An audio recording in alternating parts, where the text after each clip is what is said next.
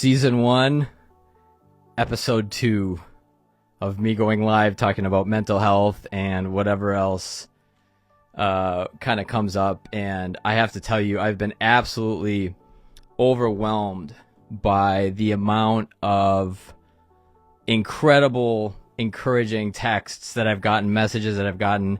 I feel like I really hit something that's so significant with people, and that it's like, it's so funny because in this culture of social media where everybody's putting on their best face forward, you know, like there's this huge demographic of people who are really struggling. I've been one. I am one on some days myself. I think we all are, and the coping mechanisms and the tools that are needed to really help us in life are just not taught in school. And you really kind of got to dig around for them to really have access to them, because you don't know what you don't know. And the old, like, we were just watching The Matrix the other day, and there's this one line that says, ignorance is bliss, right?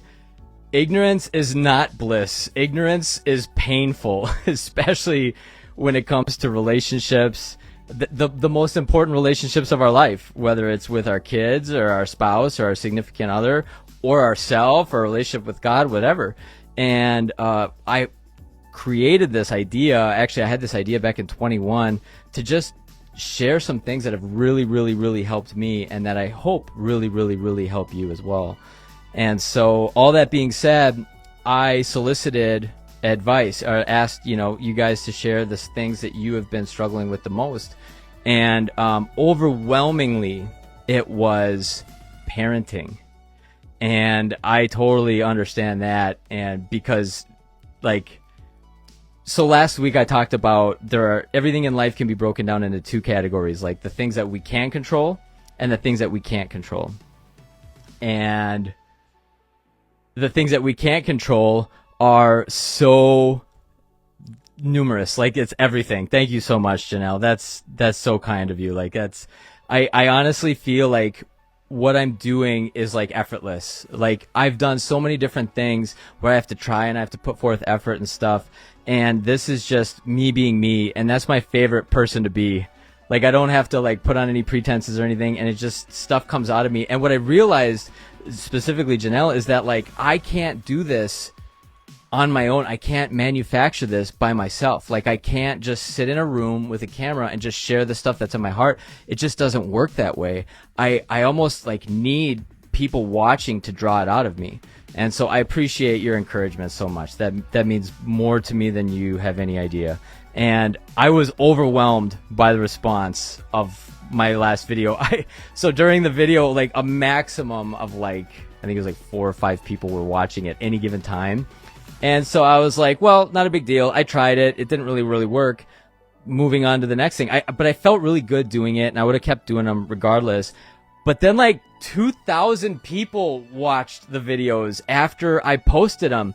I posted it, and I was blown away. I've made, I don't know, maybe 50 YouTube videos, and I think my highest watch ever was, I don't know, my drumming videos, which got 1,500 views over years, and I couldn't believe how many people watched this one video. And it just made me realize how much I think mental health resonates with people, and how much of society is really hurting and really underrepresented on social media. Cause if you're having a hard time with life, you're not going to get boosted in the algorithms, right? And so it's almost like the silent majority, this hurting majority, and we're all struggling.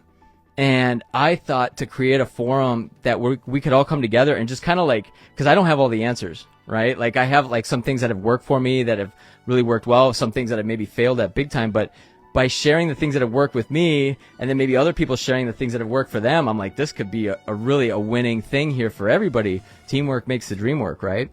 And so, like I said, I solicited your guys' questions, thoughts, the things that you're struggling with most, and overwhelmingly it was parenting. Overwhelmingly. It wasn't even close.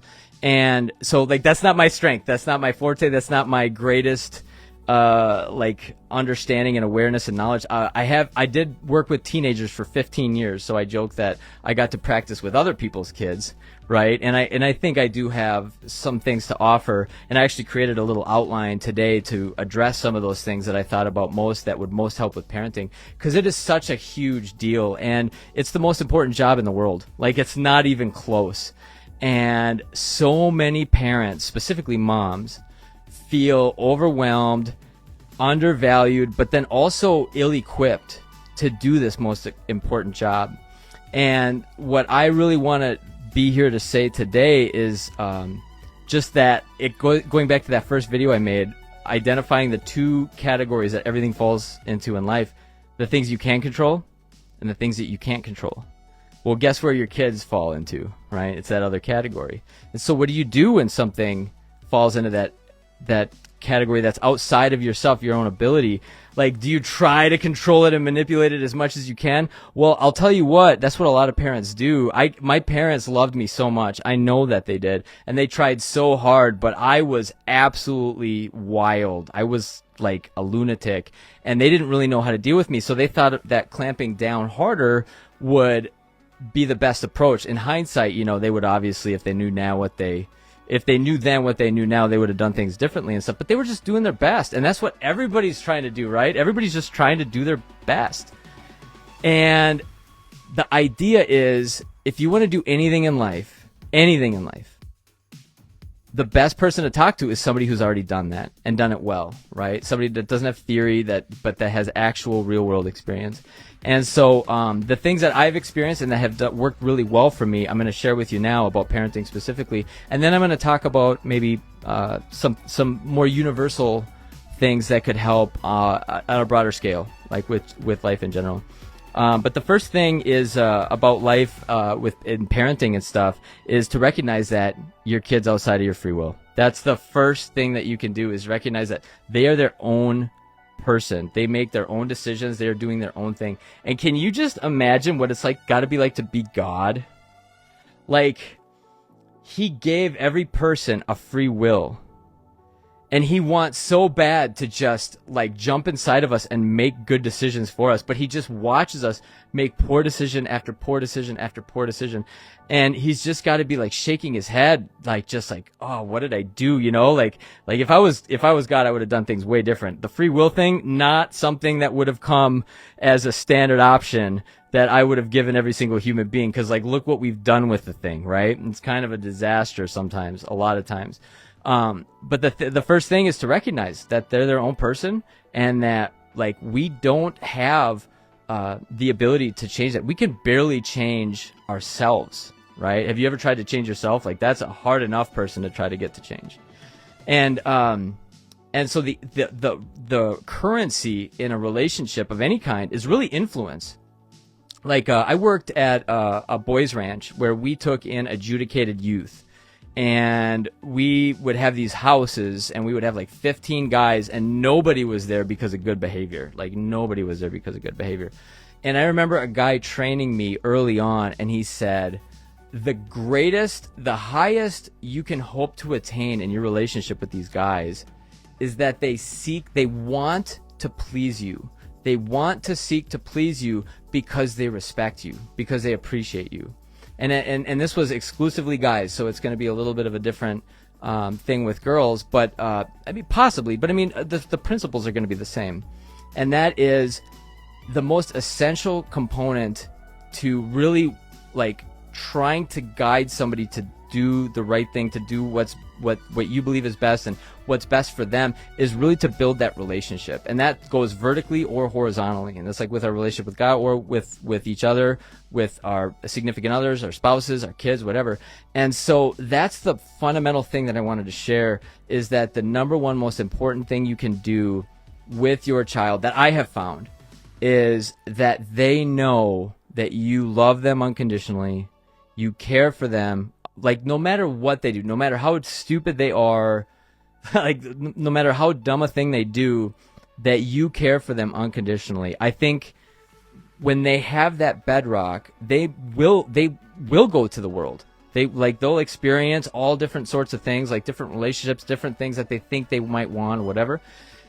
And at the end of the day, we all know that those things don't satisfy, and they fall short, and that they will always remember that person and that parent and those parents and that home, that they'll remember, like, years down the road. Maybe they're just living their life and they've tried all these different things, and they'll just remember, there was one place in my life, one person in my life, two people in my life, or a family in my life. I always knew I was loved. I always knew I was accepted. I always knew, no matter what, I was accepted and loved and just received there. And so I think that's the absolute number one foundational thing for any parent, is like, they have to know. And you have to say it so many times that, like, you get sick of saying it. You have to say it so many times that, like, they can finish your sentence, right? Like, it has to be said so often, because we as people, we forget. It's just that easy. We forget. Like, you have to say it so many times that, like, you get sick of saying it. Like, they roll their eyes every time you say it. As soon as they start rolling their eyes and finishing your sentences, that's how you know you're just encroaching upon reiterating it enough. Because it's just so, life is so, I joke that I'm going to start getting tattoos of, like, the most important lessons of my life, because it's so easy to forget, right? And so that's the foundation of everything that you do with your kids.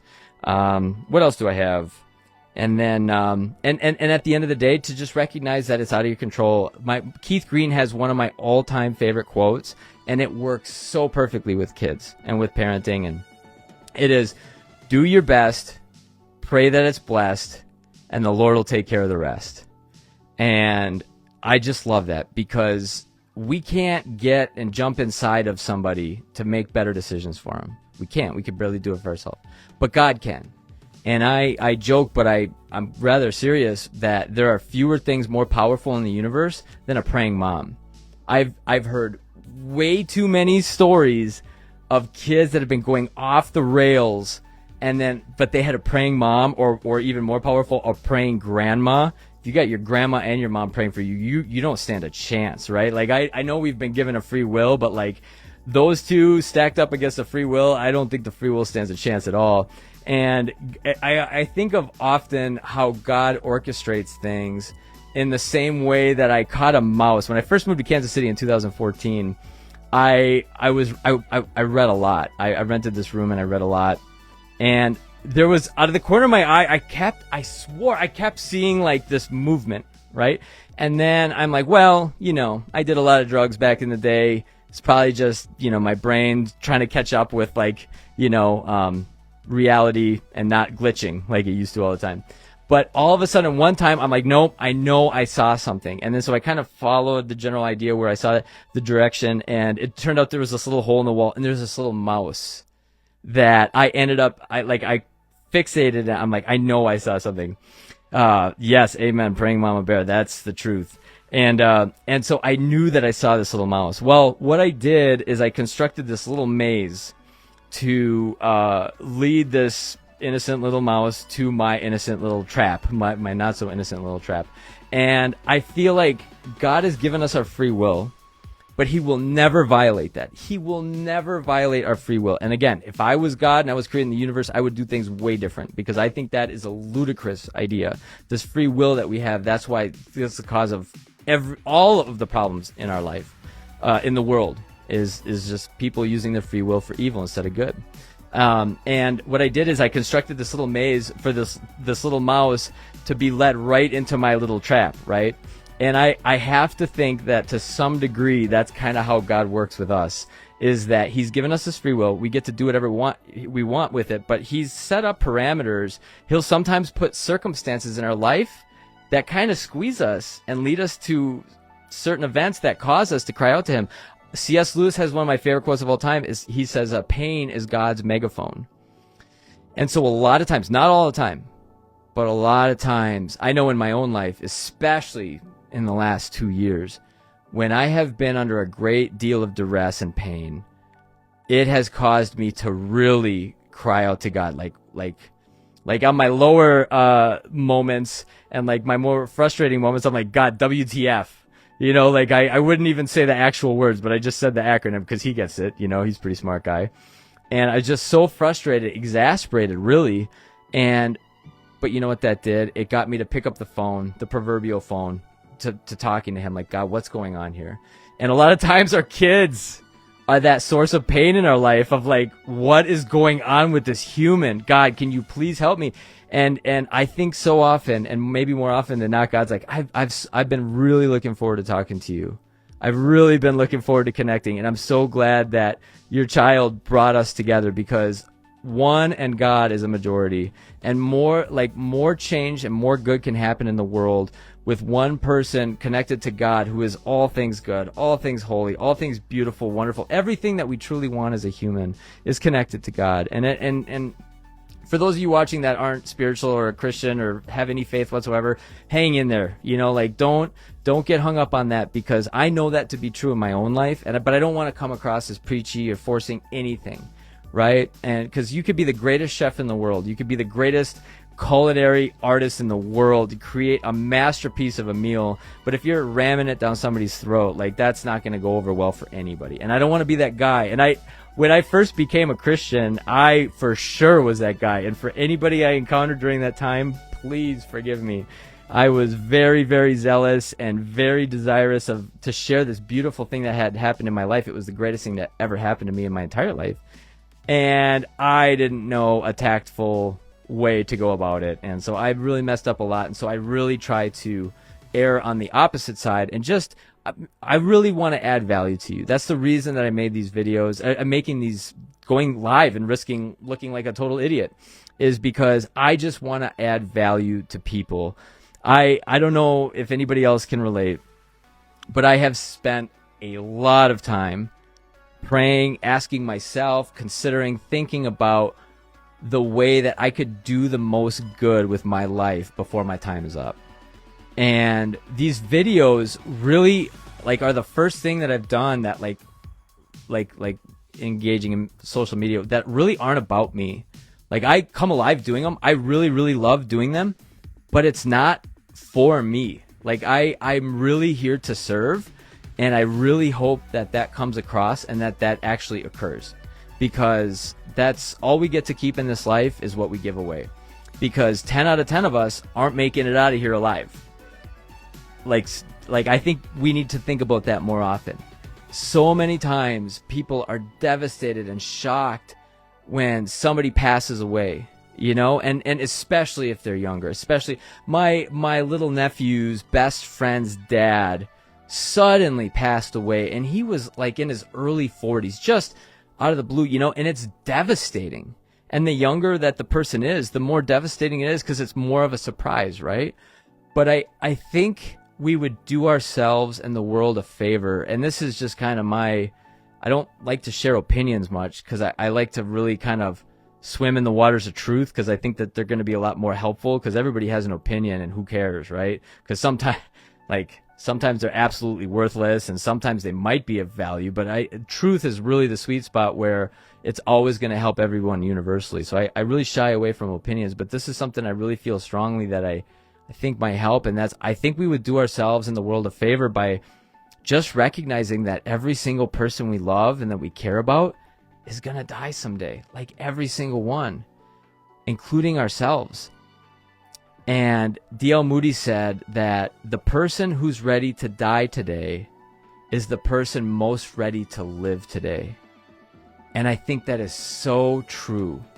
And so I have spent an inordinate amount of time thinking about my own death, and just like, what kind of legacy do I want to leave? Like, what kind of person do I want to be? And in fact, if you really want to go deeper with it, one of the capacities that I worked with youth as was at the St. Charles Detention Center in Milwaukee, Wisconsin, way back in, oh my gosh, when was that? It's like 2004 to 2008 or something like that. And we would get together with these kids. And so the boys ranch that I worked at was kind of for the kids that showed that they were interested in reforming their life or changing to some degree, because a lot of the kids we had committed really serious crimes. And there was another place for offenders like that was more maximum security, jail cells, guards, all that sort of stuff. We were not that. We were like a family setting that was more faith-based, that was more that was less restrictive, right? And so you kind of had to want to be there to some degree. But I was actually working at this detention center, which was more on the side of the like guards, and it was like these kids just got picked up off the street for maybe trying to steal a car, or some of these kids were in there for like accessory to murder, whatever.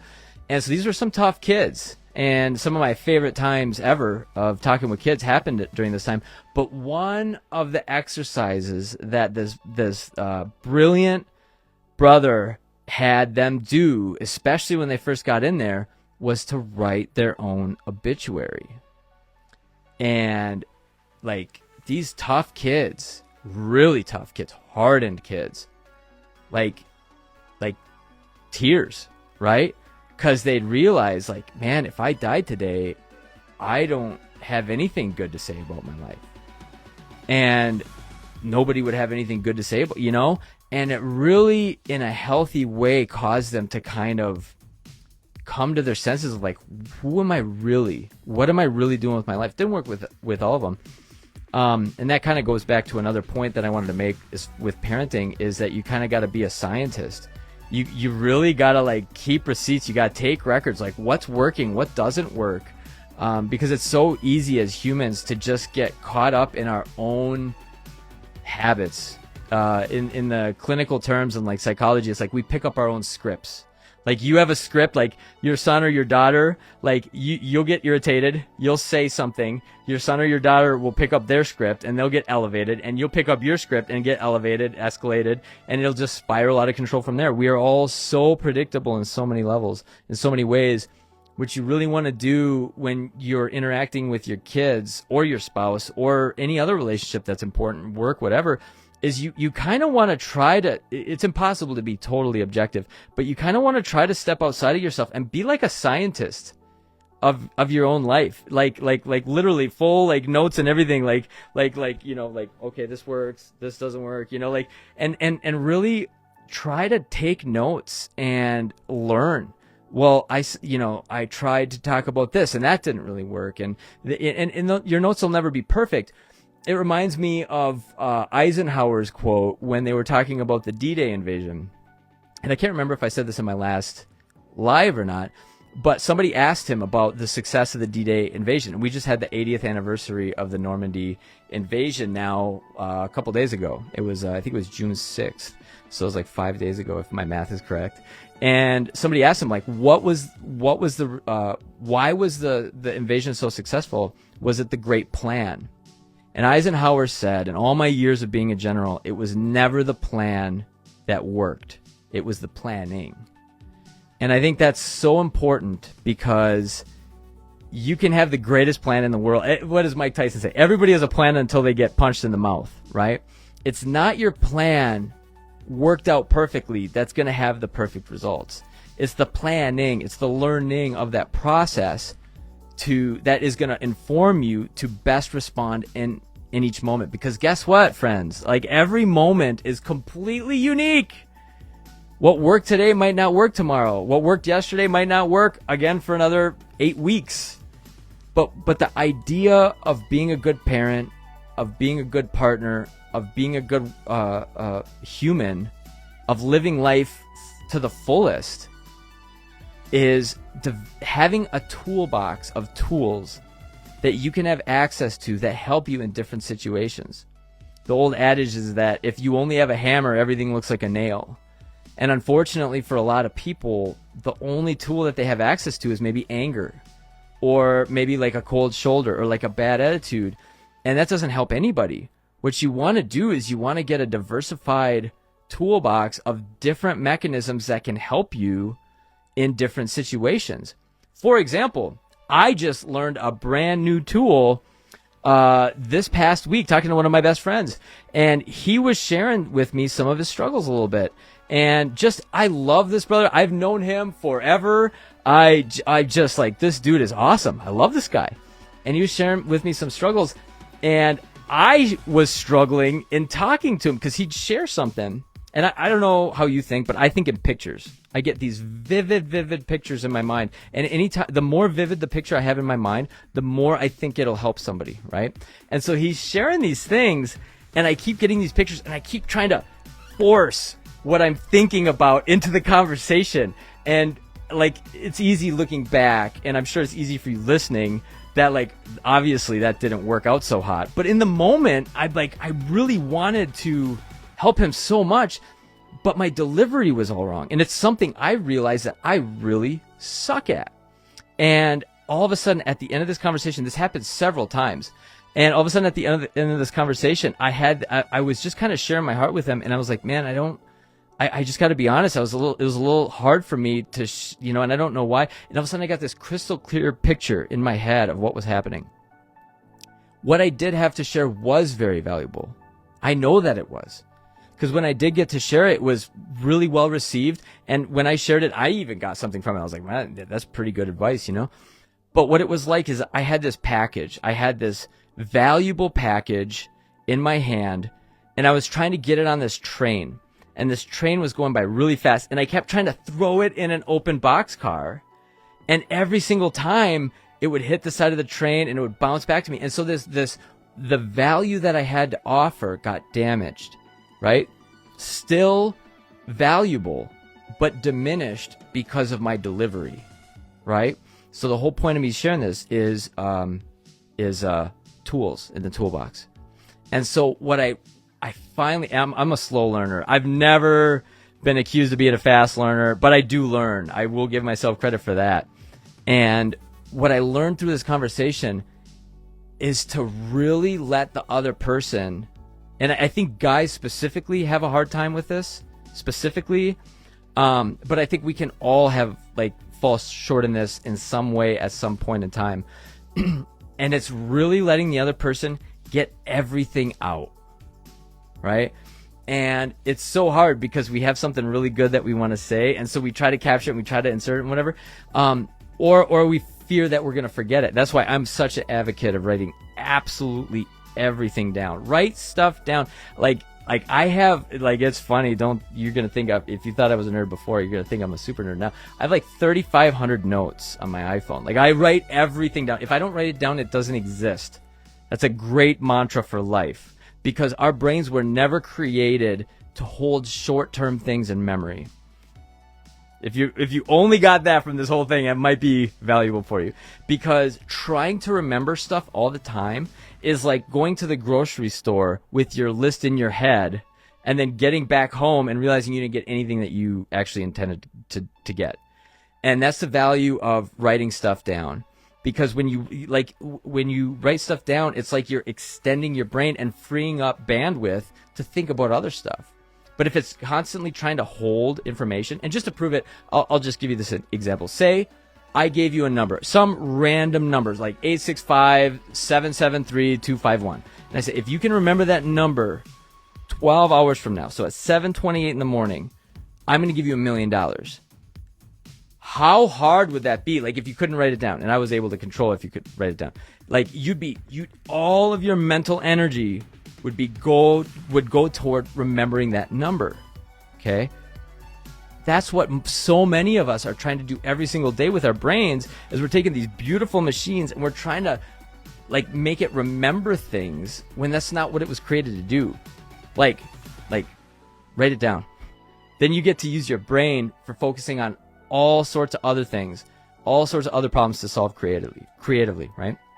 So anyway, so this skill that I learned this week that I'm sharing with you is just to learn to listen and sit. And so if I have a great idea, what I did is I had a notebook. I just was writing little sentences or phrases that would remind me of things that I came up with when we were talking.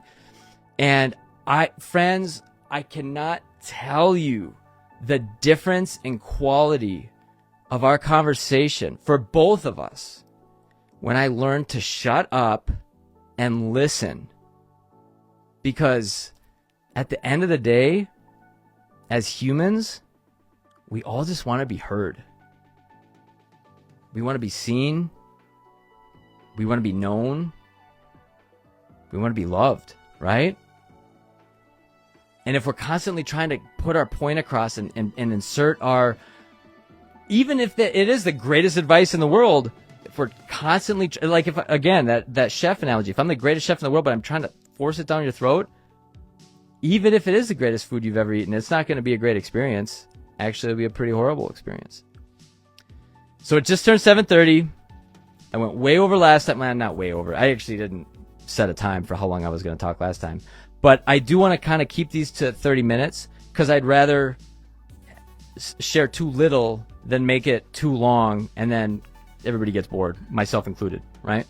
So that last little piece I shared about developing tools for your toolbox for the different relationships in your life. Because at the end of the day, like, all of happiness, everything that you will ever want in life, I preach this, everything you will ever want in life comes down to the quality of your relationships. Everything comes down to relationships. That's why so many people who are so successful end up like dying by overdose or suicide or whatever. It's because they have everything except relationships that matter. And so one of the reasons I'm doing this and what I hope so much to convey is tools to help in relationships. And one of them is just to listen, like really listen. Like, you can have the greatest things in the world to offer your child, your spouse, your employer, your employee, whatever. Try letting the conversation go in such a way that they're able to get everything out. And you'll know that it went like that because there'll be this space. Like, because I talk too much. I talk way too much. I'm working on that. Pray for me. But there'll be this space where you can almost hear them sigh. Like they took everything in their heart, and there'll just be this space. And that's when you'll know that now it's your turn to share. And I think a lot of times with kids, with spouses, with significant others, maybe just predominantly guys, maybe majority guys, but I think it's both. It goes both with men and women. We don't allow for that space to really get everything out. And I know I'm absolute number one culprit, and I'm working on it. And it's just something that I wanted to share today. Actually, it wasn't on my notes at all, but I am sharing in terms of things that will really help. Because let me ask you this. If you feel seen, if you feel heard, if you feel like somebody really understands you, are you going to be more or less receptive to what they have to say? Right? Obvious answer, more.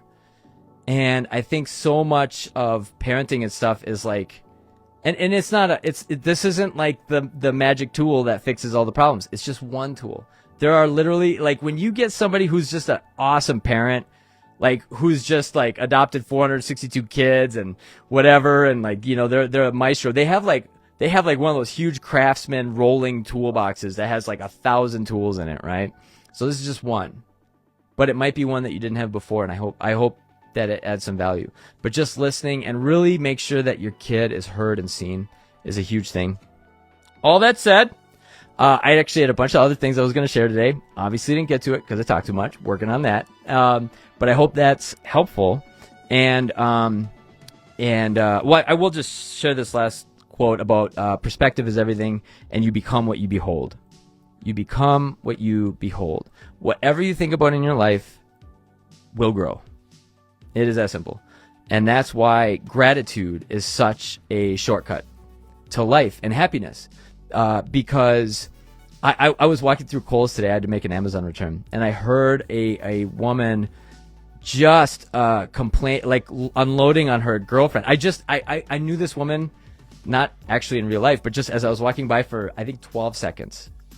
And she's like, well, yeah, she showed up drunk she showed up hungover, but it wasn't even that bad. And my husband flipped out, just lost it. And she was like still complaining as I was walking down the hall. And my heart went out for her. My heart went out to her, because when you think something and then when you speak something, you magnify something. And that's why I have another friend, another perfect example. He drives a lot, and he is always complaining about bad drivers on the road. So when you think about something and when you speak about something, that something magnifies in your life. It grows in your life. It's just the way our brains work. It's called the reticular activating system. It's a whole nother session for a whole nother time. It's like kind of my favorite topic, so I can't wait to dig into that maybe next week. But when you think about something, when you speak something, and when you, you magnify it.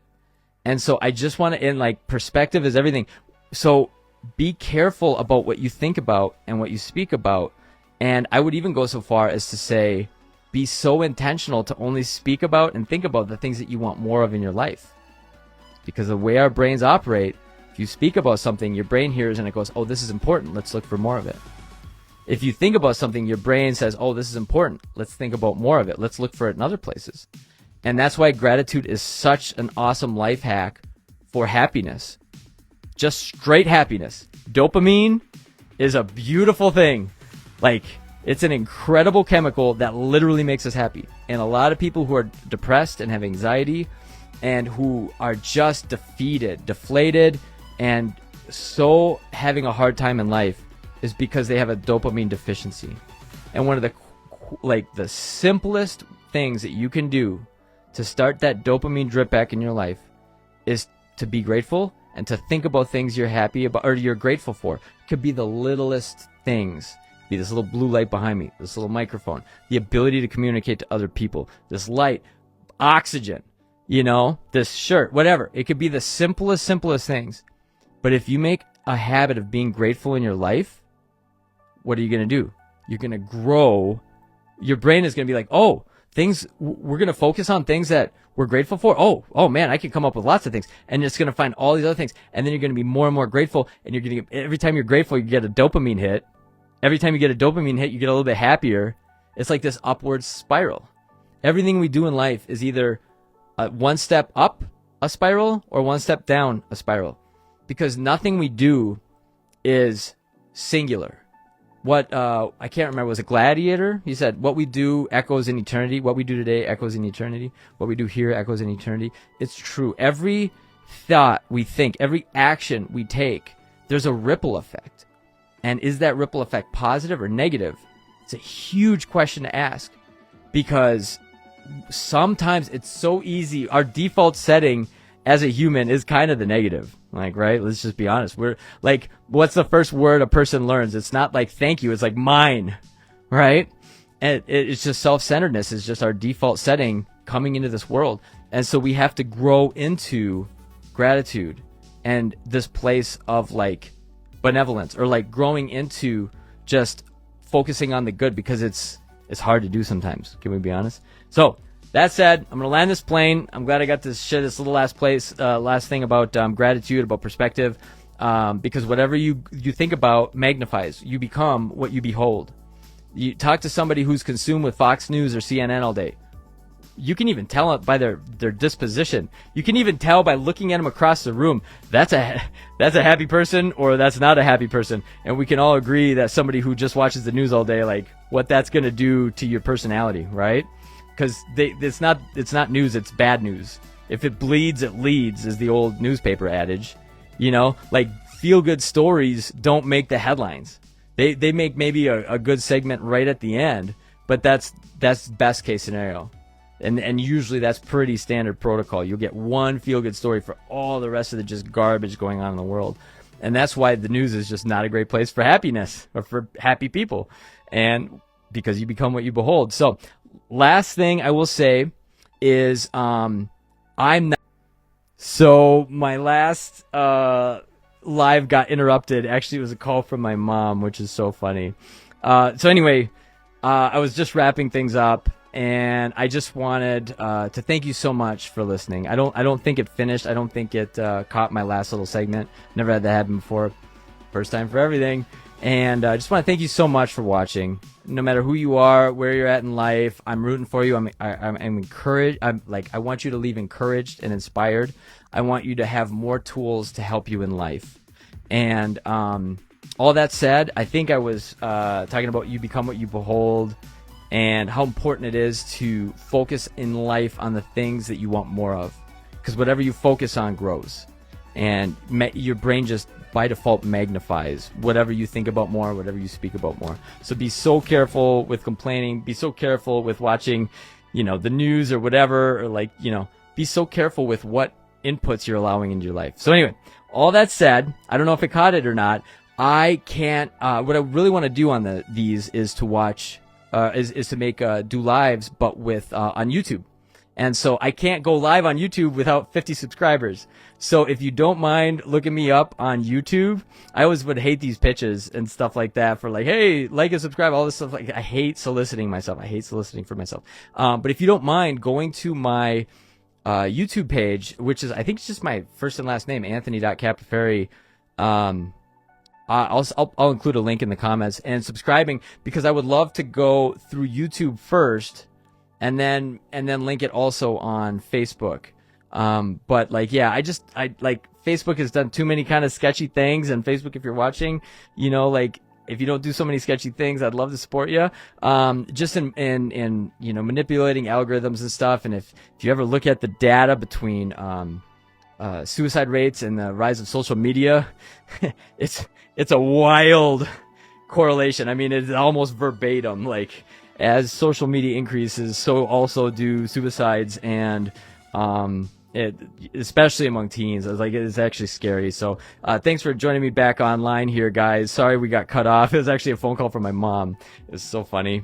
She's gonna feel terrible. Maybe I won't even tell her. But anyway, I just wanted to thank you so much for watching. I'd love if you could subscribe to my YouTube channel, because I'd love to go live there first, and then also extend that link to Facebook and Meta and stuff like that, and Instagram, because but for a whole bunch of reasons. But anyway, just want to thank you so much for watching. I hope there's been something beneficial, and as always, like, if there's something that you're going through in life that you're struggling with, or that you would really like help with, that you think maybe I could address in some way, like, please shoot me a message, leave a comment. I would love to take a crack at it. You know, today we talked about parenting, and let me know if that helps. I need the feedback so bad, because I have no idea what I'm doing. I'm literally learning how to fly the plane and building the plane as I'm in the air, and I don't mind, because most of the things we will ever want in life are on the other side of risk or fear, and sometimes you just got to go for it. You know, what do you got to lose? 10 out of 10 of us are making it out of here alive. So thanks so much for watching. My main crux of this message was on the other video that got interrupted, and we're gonna land this plane. And thank you again. Have a great rest of your week. See you on Thursday at 7 p.m. I think Tuesdays and Thursdays at 7 p.m. are going to be like a great time to do this. Please let me know if that works out. I need the feedback, guys. Thank you so much for the encouragement. Everybody that's sent me messages and texts so far, I can't thank you enough. I'm so grateful. I feel like what I'm doing may be one of the reasons that I am put on this earth. But I could be wrong. I've been wrong before lots of times. So thanks for watching. Have a great rest of your week. Talk to you hopefully Thursday. Bye-bye and God bless.